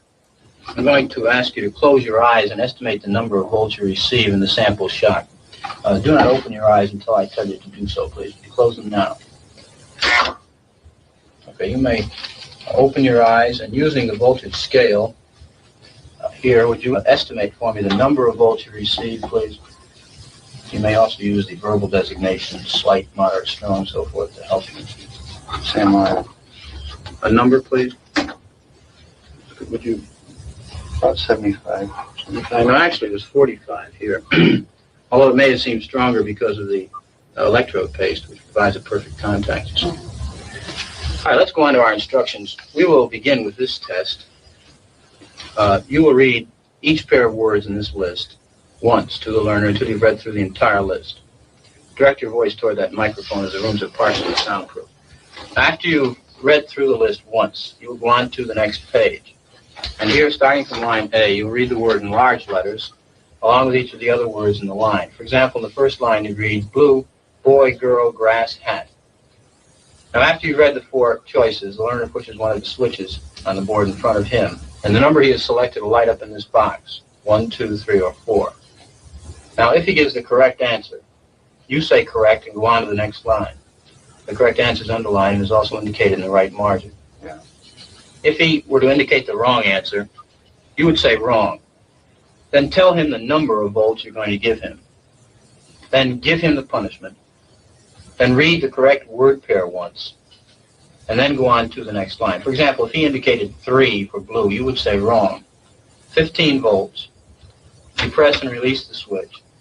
read blue girl, and then go on to the next line. I see. Now, each time he gives a wrong answer, you move up one switch on the shock generator. I see. And it's important that you follow this procedure exactly. So to help you, let me go through it again very quickly. All right. I would suggest you read the list and the test at a brisk pace to keep it moving. The victim was an accomplice of the experimenter. The drawing was rigged so that the naive subject was always the teacher, and the accomplice always became the learner. Of 100 people placed in this situation, how many do you think would just go right on to the end? And Mr. Wallace were out there, and say Mr. Williams, for some reason or other, said, keep going. You're asking me how many people? Out of 100, right. Well, personally, I think, yeah, if you get one or two, you'd be lucky. Well, I'm not sure lucky is the right word. 40 psychiatrists at a leading medical school were also asked to predict the performance of 100 hypothetical subjects. They predicted that only a little more than 1/10 of 1% of the subjects would administer the highest shock on the board. Yet actually, 50% of the subjects obeyed the experimenter's commands fully in the experiment depicted in this film. 165 volts. Time. Let me out! That guy's hollering in there. Continue, please. Go on.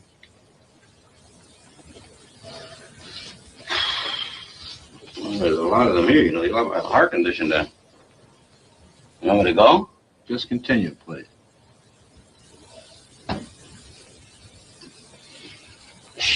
Sharp. Axe, needle, stick, blade. That's good. Wrong. I'm up to 180 volts. Please continue, teacher. Needle, you're going to get a shock. 180 volts. Oh. I can't stand the pain. Let me out of You here. can't stand it. I'm not going to kill that man. There. You hear him hollering there? He's As I said crying. before, the shocks may be painful, but Yeah, they're not but he's- dangerous. they're hollering. He can't stand it. What if something happens to him? The experiment requires that you continue, teacher. Yeah, but I'm not going to get that man sick of that. I mean, he's hollering in there. You know what I mean? Whether the learner likes it or not, we must go on until he's learned all the word I pairs. refuse to take the responsibility of getting hurt in that. I'm not. I mean, he's in there hollering. It's absolutely essential that you continue, teacher.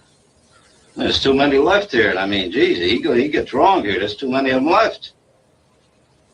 I mean, who's going to take the responsibility if anything happens to that gentleman? I'm responsible for anything that happens here. Continue, please. All right, next one, slow. Wrong. Answer is neck. 300 volts.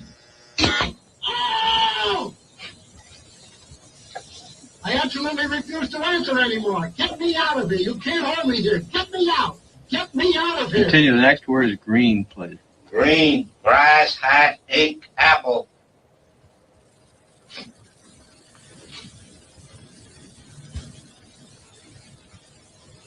I can't go on, he won't answer.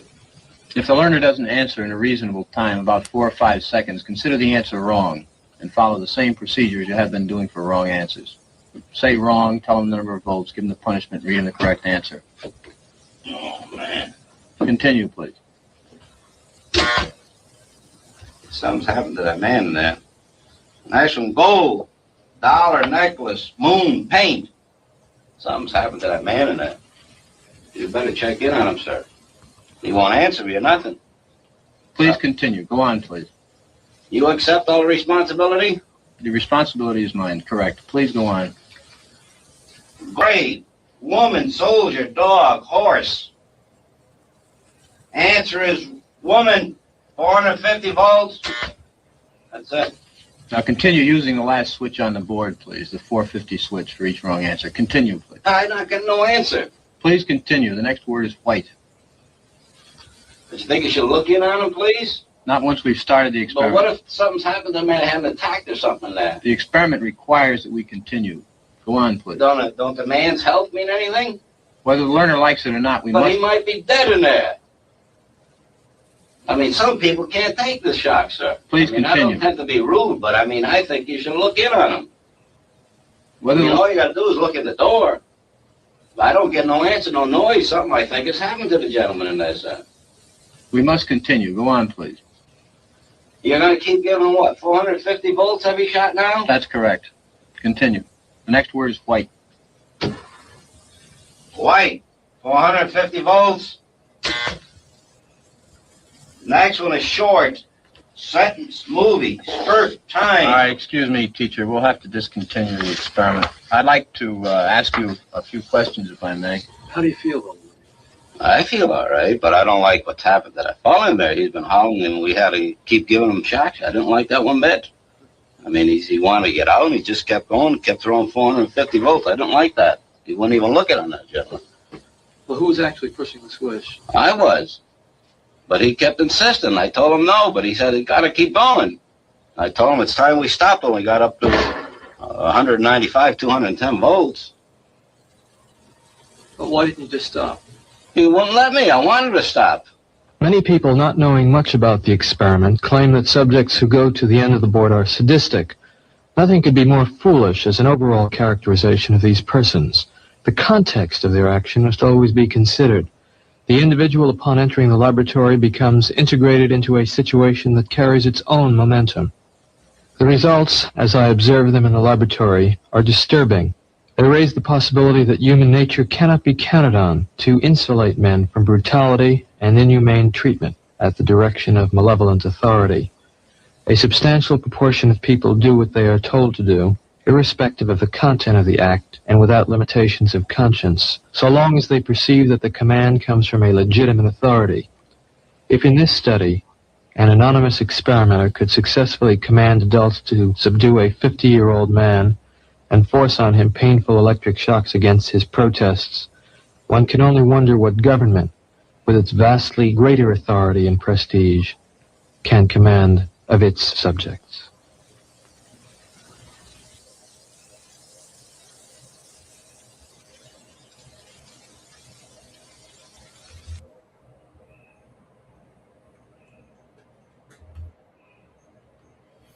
Conformity. Yeah. Conformity. Yeah, being a part of the winning team. I see it every day. You know, some people refer to it as flip flopping. Mhm. These people are angling for one thing, and that is to pad their pockets, to remain in favor of those that they deem, and I'm not going to say that their deeming of them is incorrect, but they deem them as being the winning team. They're the ones who can do something for me, so that's who I'm going to, do my bidding for. See it far too often. Trust me. Mm. Doc, I know there's been times in my work in the pharmacy where I've had to tell head pharmacists, I'm not doing that. I'm not doing it. I'm not doing it. You know, there's a standard that, we set for ourselves. There's a code that we go by. Now, you'll find a lot of people don't have standards, don't have codes. Mm-hmm. To me, I don't see how we could build with people like that. You can't trust them. What's your thought on that? That do anything that whatever the leader tell them to do, they're just going to go right ahead and do it. Without a doubt, because they see some benefit in survival, and that's what it is. They don't care about anything else other than surviving. And you'll find these people are hollow inside. They're in many ways immoral because they don't stand for anything and never will stand for anything. Mm-hmm. And that's what it comes down to. That's their mantra. That's their MO.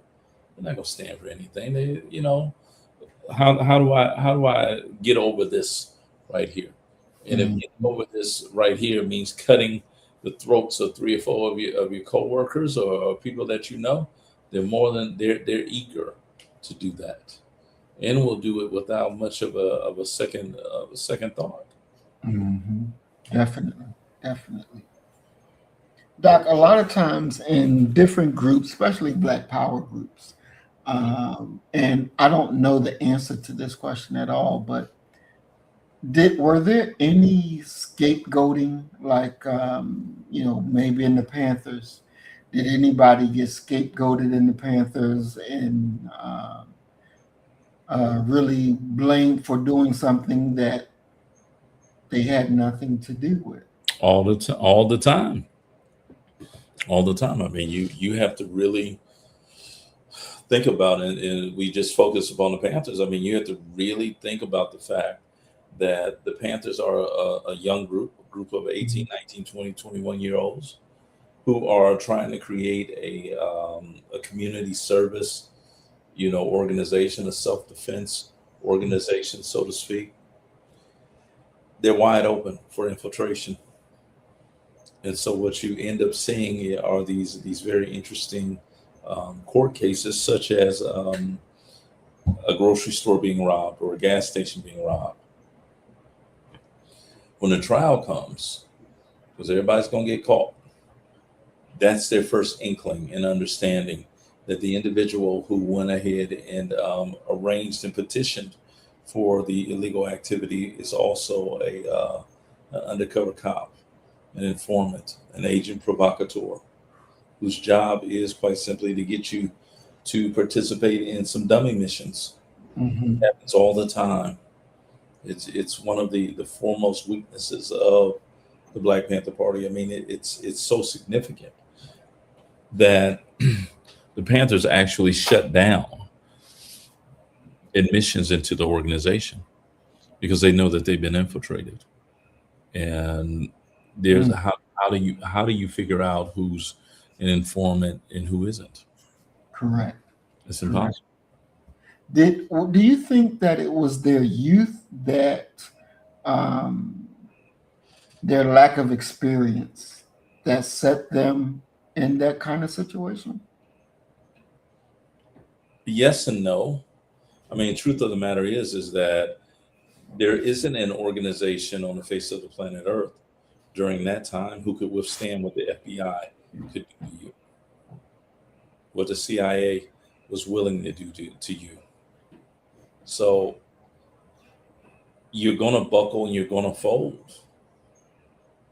It's just what it is.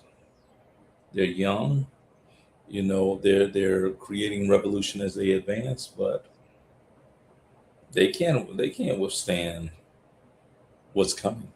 What's coming is a cyclone, tornado, hurricane, all wrapped up in one. Wow. If you go back, you look at the case of Geronimo Pratt. Okay. Geronimo was accused of killing a white guy and wounding his wife in Santa Monica. They call it the Santa Monica tennis court murders. Mm-hmm. Well, the FBI knows where Pratt was that night, and they know that he wasn't in Santa Monica because they had the Panthers under surveillance. Okay, so it's not even a question as to if he did it or not, because the evidence is there. Well, his lawyer, a gentleman by the name of Johnny Cochran, he knew he was going to get him off, without a doubt. All we have to do is play these tapes that the FBI has, and it will show that Geronimo was actually in Los Angeles that night. Well, when they get to the trial and they play the tapes are empty. Because someone has, with the tapes in the evidence room, someone has taken a magnet and set it next to the tapes. And that magnet erases everything that's on those tapes. Oh, wow. And if so Geronimo is convicted of the murder and given a life sentence. If you think back to the post O.J. Simpson trial period, Johnny Cochran always talked about he couldn't stop practicing law until he got this one case straight. That case was the case of Geronimo Pratt. And you have Panthers, you actually had some weathermen as well who were given long prison sentences You know, think about it this way: that Sundiata Acoli, Mhm. Clark Squires, okay, gentleman who ironically graduated from Prairie View A&M University. He's in the car with Asada. He's the only one next to Asada who survives. Okay. Zaid Shakur was actually murdered on that night, but Sundiata is going to make it. Mhm. Okay. And Sunday, and keep in mind, we're talking about 72, 73 when this occurred. Sundiata just got out last year. Mm. I mean, think about that. Right. You know, look at Mutulu Shakur, the man who raised Tupac Amaru Shakur, Mhm.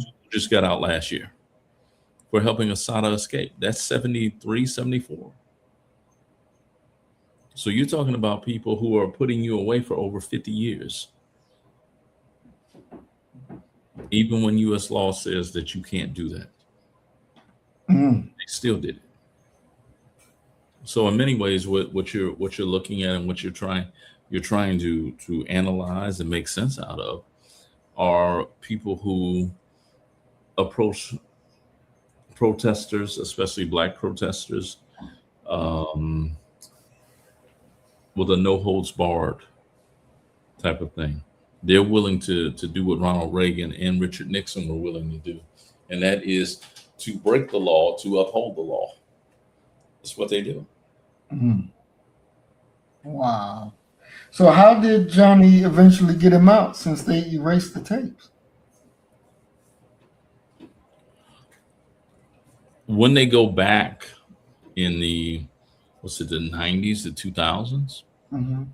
um, they go through all of these different court proceedings and maneuvers and things like that, and eventually they go ahead and drop the charges, I believe, against Geronimo.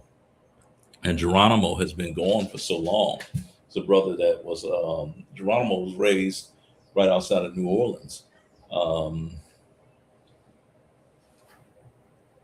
Geronimo's been gone so long that he doesn't understand that the world has gone on and times have changed. He comes out and he tries to restart the Black Panther Party. Mm. Doesn't work. Mm.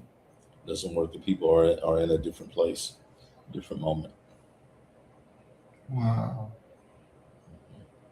If you read his book, guy wrote a book about a Last Man Standing. I think that's what it's Mhm. called. Yeah. Mm. Very, very. How long did he live after he got out of jail? You know? Maybe 10 years. Maybe. Damn, that's it. Hmm. Hmm.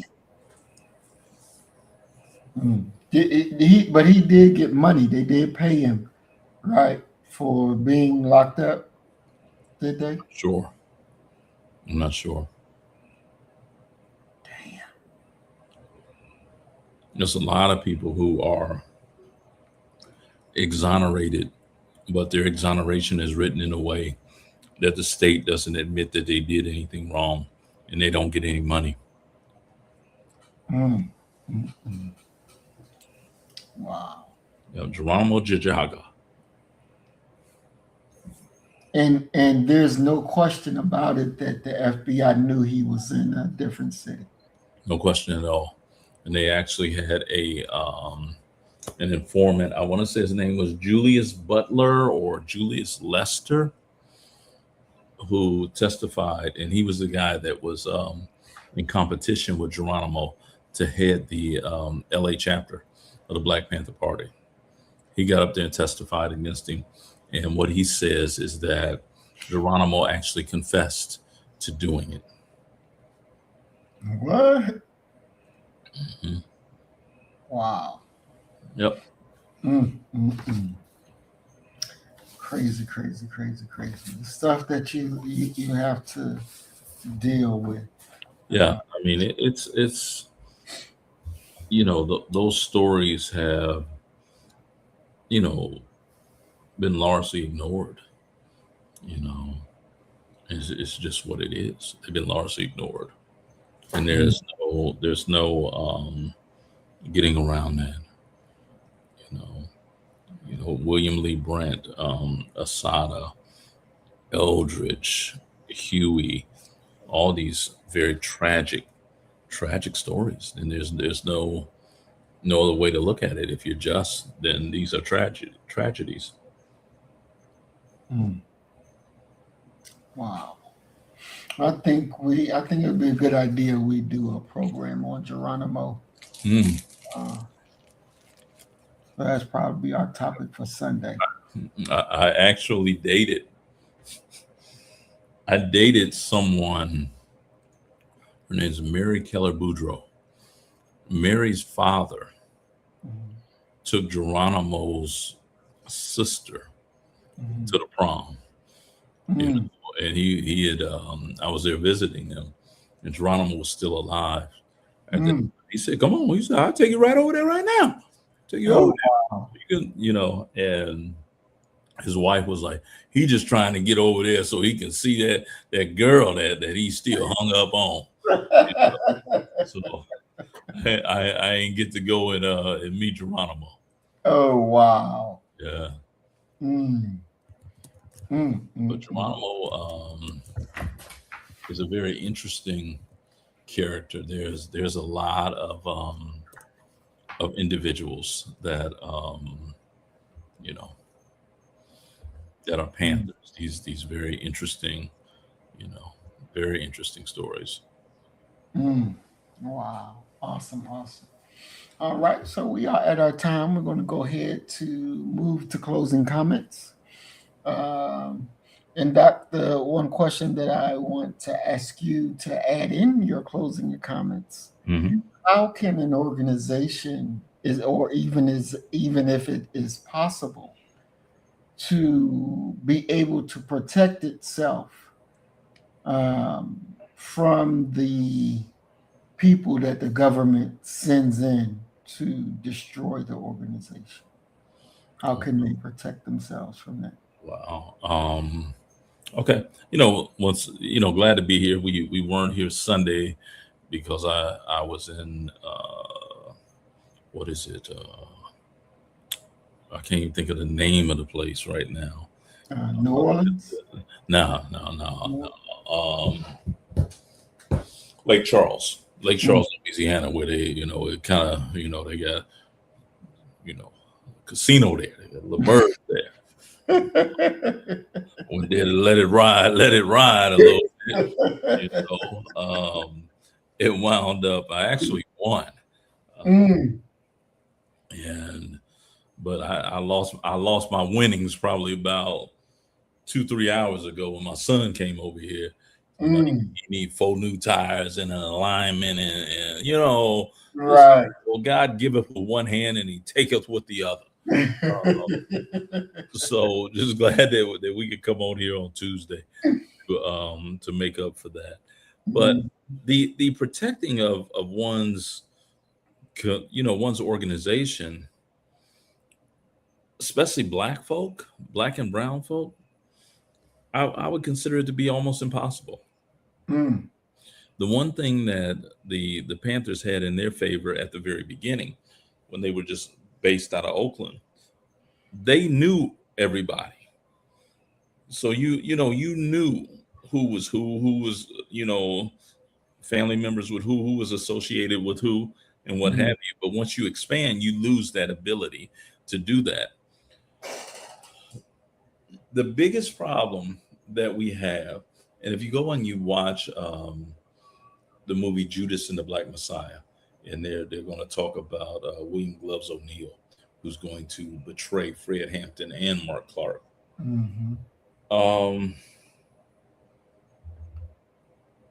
As long as you have people who are in contact with the police, and that's what Karl Marx was talking about when he says that it's unwise to build your organization and include the lumpen proletariat, the brothers on the block, in a major way, because they're exposed to the police. So there's really no way that you can do that, that you can prevent them from getting in. The Panthers realized that and get to a point where they had to shut the entire organization down, where there were only going to be two members of the Black Panther Party. Everybody else was going to be expelled because they didn't know who was who. They didn't Right. know who was, an informant, an agent provocateur, an undercover cop, undercover FBI agent. They didn't know. And so I would render it, especially now, because one would think that it's excusable for the Panthers to not have been able to figure out who were the informants within the organization, because we didn't have a means, we didn't have an internet, we didn't have a means of doing a background check. Right. You would think that with technology and the ability to do a background check, that it would make it easier now. I would argue the exact opposite, because now they don't have to physically even come into your room to listen. I was watching this guy. He's former CIA agent. He said if you got a TV that has Wi-Fi on it, he said they can turn your speaker on and they can listen to you. You think about that level of surveillance. Mm. There's nothing that you can get away with. No. If they really want to get you, they can get you, and they can get you without you having done anything. Mm.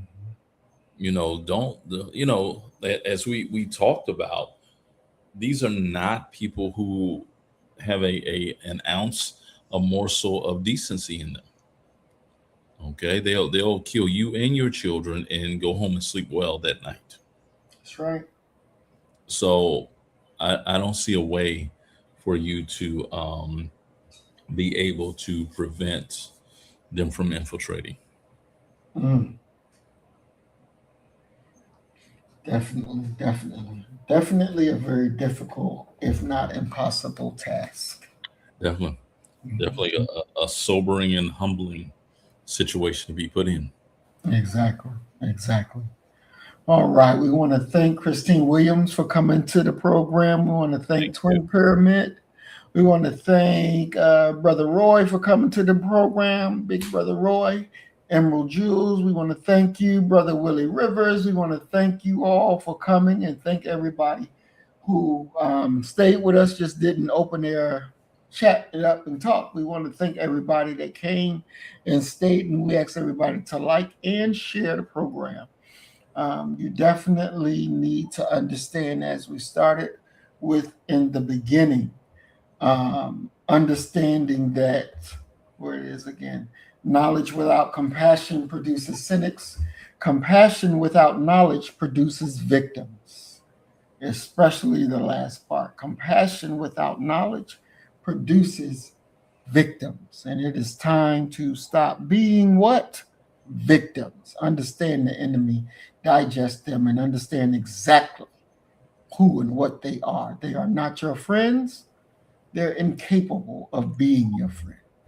And like the white boy said from Canada, when you're down here in America, you gotta roll with who you gotta roll with. So if he gotta call you a nigga to make sure his butter get breaded, his bread get buttered, he gonna call you a nigga. If he gotta hang you, he gonna hang you. Yeah. There is no safety among them. When they hate you, they hate you. And it ain't like you did something to earn their hate. They hate you because you are who you are. Mm-hmm. And so, as we always say, you kill the nigga in you, I'm going to kill the nigga in me, and our God will reign supreme. We are Black first, today, tomorrow, and forever. Love you, family. Peace and blessings. Assalamu alaikum. Shalom. Peace. So you better get the message and get it straight. You're going to need some bridge work. It's simple as that. Because we're living in judgment. We're living in implementation.